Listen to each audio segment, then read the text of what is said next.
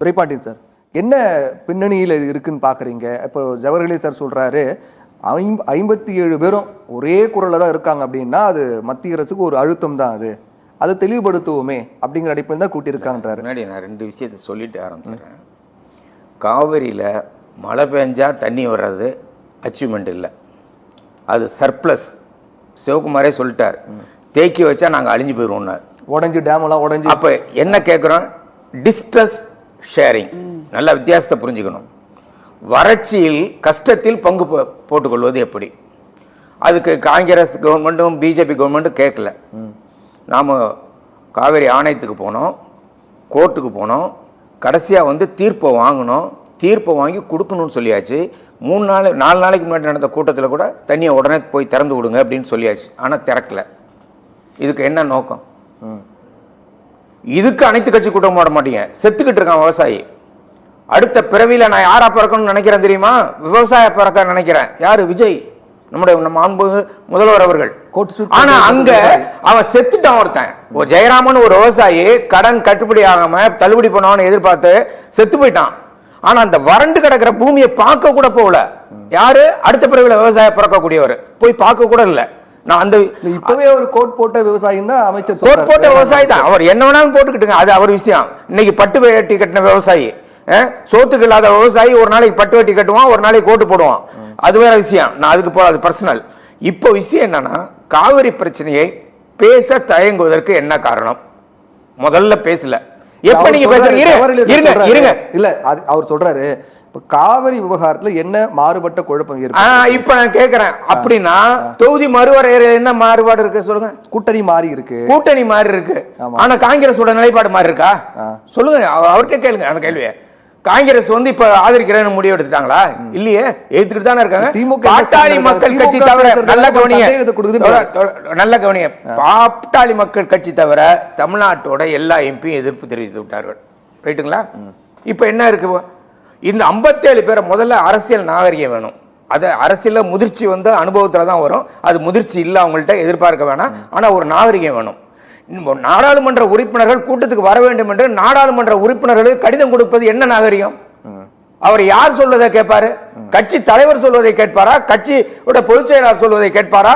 யாரோ ஒரு தலைவர் முதலமைச்சர் ஆகிவிட்டார் என்ற காரணத்தினால் அந்த முதலமைச்சர் சொன்னா எல்லா எம்பியும் உட்கார்ந்துருவாங்களா? அது என்ன நாகரிகம்? முதல்ல யார்கிட்ட பேசிருக்கணும்? முதல்ல அது பேசாத தப்பு. அடுத்தது, காவிரி பிரச்சனை உயிர் பிரச்சனை. அப்போ தொகுதி மறுவரை அதுவும் உயிர் பிரச்சனை. நாடாளுமன்றத்தில் நம்முடைய மக்களுடைய பிரதிநிதிகளை குறைப்பதற்கான ஒரு பிரச்சனை. இன்னும் சொல்ல போனால் அண்ணா அன்னைக்கு சொன்னார, வடக்கு வளர்கிறது அந்த பிரச்சனை, அது தெற்கு தேய்கிறது அந்த பிரச்சனை. அது அப்ப இந்த வடக்கு வளருது, தெற்கு தேய்தை குறைக்கணும்னா அதுக்கு நீங்க அனைத்து கட்சி கூட்டம் போடுறீங்க. இப்ப என்ன மாறி இருக்கு? வந்த உடனே திமுக எதிர்ப்பு தெரிவிச்சிருக்காங்க. அது சட்டமன்ற தேர்தலுக்கு முன்னாடி பரப்புரையின் போது நாகப்பட்டினத்தில் ஒரு இடத்துல போய் அந்த சட்ட நகலை எரிச்சிருக்காரு. அதுக்கப்புறம் சட்டமன்றத்தில் தீர்மானம் போட்டிருக்காங்க. அதுக்கப்புறம் ஏப்ரல் 17ஆம் தேதி நாடாளுமன்றத்தில் இந்த மறுவரை சட்டம் கொண்டு வரப்படுது தோற்கடித்திருக்கிறார்கள். இப்ப உங்களுக்கு ஏதாவது தெரியாது ஏதா இருக்கா? இப்ப அவர் சொல்ற மாதிரி எல்லாம் தெரிஞ்சதுனால அனைத்து கட்சி கூட்டம் காவிரியில். இப்ப இது எல்லாம் தெரியாம தான் இதெல்லாம் எதிர்த்து இருப்பாங்களா? அப்ப நீங்க சொல்லி தெரிஞ்சுக்கிற நிலையில திமுக காரங்க இருக்காங்களா? அதனால முதல்ல அரசியல் நாகரிகத்தை கடைபிடிக்க வேண்டும். ஒண்ணு. அடுத்தது இப்ப என்ன பிரச்சனை? ஓட்டு பொறுக்கிறது தாங்க பிரச்சனையா. நான் தண்ணியை திறந்தா எனக்கு கன்னடி காசு, அதாவது கன்னடி காசு சொன்னா அப்பாவி கன்னடர்கள் நம்ம சொல்ல வெறி கூட்டம். அதே மாதிரி தண்ணி திறக்கலன்னு சொன்னா இங்க யாராவது வெறி கூட்டம் சண்டைக்கு வந்துருவாங்க. அப்ப நாடு என்ன ஆகும்? அப்ப தேசிய ஒருமைப்பாடு என்பது நீ கேள்விக்குறியா இருக்காது. எல்லாரும் ஒத்துங்க. மொழி ஒளி மாநிலத்தை பிரிச்சோம், சட்டப்படி ஆட்சியை நடத்துறோம். இன்னைக்கு 75 வருஷம் முடிச்சிட்டோம் அரசியல் சட்டத்தை. ஆனா இன்னைக்கு என்னாச்சு? தேச ஒருமைப்பாடு என்பது கேள்விக்குறியாகிவிட்டது. அப்ப நாங்க தான் தேசபக்தி அப்படின்னு சொல்ற பிஜேபியும் காங்கிரஸ் தான் அங்க ஆண்டுகிட்டு இருக்காங்க. ஏன் நீங்க தண்ணியை திறந்து விட்டு இருக்கலாமே? ஒன்னு சட்டத்தை மதிக்கணும், இல்ல ஒழுங்காற்று வாரியம் சொல்லுவதையாவது கேட்கணும். ரெண்டையுமே கேட்கல. அதுக்கு அரசியல் கட்சி கூட்டம் போட்டிருக்கணும். ஏன் போட்டிருக்கணும்னா, நீங்க ஒரு நல்ல கேள்வி கேட்டீங்க. சிவகுமார் அவரோட கட்சி அங்க கட்சியினரை அழைத்து கொண்டு மூத்த அமைச்சரை அமைத்துக் கொண்டு போய் மந்திரிகளை பார்க்கிறார், பிரதமரை சந்திக்கிறார். ஏன் நீங்க கூட்டு போல? நீங்க எதிர்கட்சியில ஒன்றுபட்டு இருக்கோம்னு காட்டணும்ல. அங்க ஒன்றுபட்டு இருக்காங்கன்னு காட்டுறதுக்காக கூட்டம் போடுறாங்க. அதை எல்லாரும் பார்க்கிறோம். இங்க ஒன்றுபட்டு இருக்கிறார்கள் என்பதை காட்டுவது. நீங்க கூட்டம் போடுற உங்களுக்கு என்ன பிரச்சனை? யாருக்குன்னா இந்த கருத்து எல்லாமே தெரிஞ்சு போச்சா? அதனால யாருக்கு சந்தேகமே இல்லையே. அப்ப ஏன் நீ கூட்டம் போடல? நான் கூட்டம் போட காரணம் 3 காரணம் இருக்குங்க. ஒன்று, தன்னுடைய சினிமா ஓட வேண்டும், அதுக்கு பிரச்சனை வந்துடக்கூடாது. 2வது, காங்கிரஸ் எனக்கு நண்பன், பிஜேபி எனக்கு நண்பன், 2 பேரும். புரியுதா உங்களுக்கு? விஜய் பெண்ணா 2 குதிரையில ஒரே நேரத்தில் சவாரி செய்கிறார். நீங்க சொல்ற வார்த்தையை எழுதி வைத்துக்கொள். காங்கிரசும் இடதுசாரி கட்சியிலும் கரி பூச போகிறார் விஜய். நல்லா ஞாபகம் வச்சுங்க, எழுதி வச்சுக்கோங்க. ஏன்னா அவரு பிஜேபி பக்கம் தான் போவாரு. அல்டிமேட்டா அவருக்கு தொல்லை இல்லாம இருக்கணும். இவர் தேர்ந்தெடுக்கப்பட்டு விட்டார். அந்த தேர்ந்தெடுத்த ஆட்சியில் இருக்கிற காலங்கள் முழுவதும் அமைதியாக தொல்லை இல்லாமல் இருக்க வேண்டும் என்று சொன்னால் அவர் பாஜகவை எதிர்க்காமல் இருக்க வேண்டும். அவர் பாஜக ஆட்சி மாறிச்சுனா மத்தியில அது அப்புறம் மத்தியில் ஆட்சி மாறட்டும், அத்தைக்கு மீச முளைக்கட்டும். இருந்ததையும் கெடுத்து விட்டார் ராகுல் காந்தி. இருந்ததையும் கெடுத்து விட்டார் ராகுல் காந்தி. நல்ல வாய்ப்பை கெடுத்து விட்டார். இன்னைக்கு இந்தியா கூட்டணியில பலப்படுத்துவதற்காக அவருடைய கரத்தை பிடித்து உயர்த்தி அடுத்த பிரதமர் என்று காட்டினவர் யார்? தமிழ்நாட்டினுடைய முன்னாள் முதல்வர் திரு மு க ஸ்டாலின். அதை கெடுத்துட்டார். அதை கெடுத்த உடனே என்னாச்சு? உத்தரப்பிரதேசல வேற மாதிரி குரல் வருகிறது, பீகார்ல குரல் வேற மாதிரி வருகிறது, மேற்கு வங்காளத்தில் குரல் வேற மாதிரி வருகிறது. இன்னைக்கு இந்தியா கூட்டணி பாதிப்புக்குள்ளாய் இருக்கிறது. அதை ஒத்துக்கொள்ள வேண்டும். அப்போ பிரதமர் அவருக்கான வாய்ப்பு நியர் ஃபியூச்சர்ல கிடைக்குமா? கிடைக்காது. அது நீங்களும் நானும் முடிவெடுக்க முடியாது. இளைஞர்கள், ஜென்சி இளைஞர்கள் போராடின மாதிரி அவன் எஸ்டாப்ளிஷ் ஆகிருக்கிற எந்த கட்சியும் நம்பலாங்க. அவன் இன்னைக்கு இந்த அரசியல்ல நம்ம சொல்ற ஓட்டுக்காக என்ன வேணாலும் பண்ணுவாங்க. அதனால ஜென்சி இளைஞர்களே ஒருவேளை போராடி கூட ஒரு ஆட்சி மாற்றத்தை கூட கொண்டு வரலாம். அதனால இன்னைக்கு இருக்கிற சூழ்நிலையில இன்னைக்கு என்னோட தனிப்பட்ட முறையை கேட்டீங்கன்னா, திராவிட முன்னேற்ற கழகம் அழைக்காமல் இருந்தால் கூட போயிருக்கணுங்கிறது என்னோட தனிப்பட்ட கருத்து. அது வேற விஷயம். ஆனால் இவர்கள் அவரை அவமானப்படுத்துகிற மாதிரி பேசுகிறது, அந்த தலைவருக்கு கடிதம் கொடுக்காமல் நாடாளுமன்ற உறுப்பினரை மட்டும் அழைப்பது என்பதெல்லாம் அநாகரிகமான அரசியல் செயல். அது வன்மையான கண்டனத்துக்கு உரியது. ஜவஹர்லால் சார், நான் வரேன், நான் பிரேக் போயிட்டு வரேன், தொடர்ந்து பேசலாம். ஒரே ஒரு சின்ன கருத்து. சொல்லுங்க சுருக்கமா.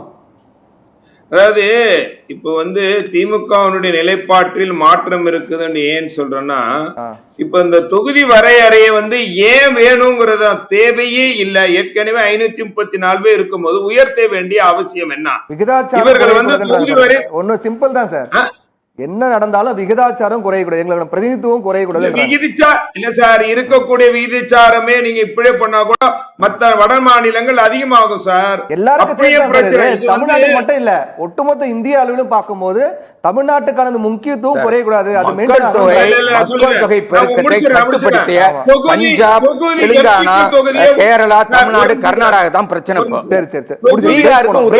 பிரச்சனை அடுத்த சுற்றுல பேச. தொகுதி எம்பிக்களை உயர்த்த வேண்டிய அவசியம் என்ன? எதுக்கு உயர்த்தணும்? அவசியம் என்ன இருக்கு? அதான் இப்ப கேள்வி.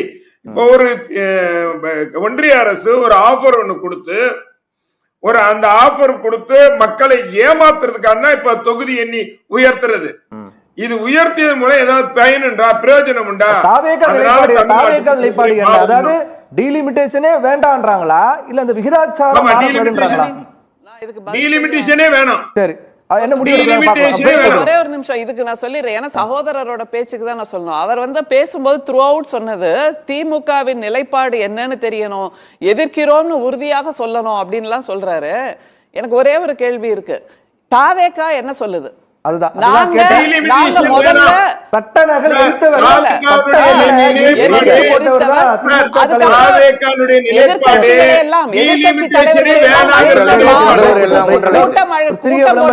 பிறகு சத்தியம் சாத்தியமே தொடரும். ஓகே, சுருக்கமா ஒரு விஷயம் என்னன்னா, தாவேகா அதனுடைய நிலைப்பாடு மிகவும் தவறானது.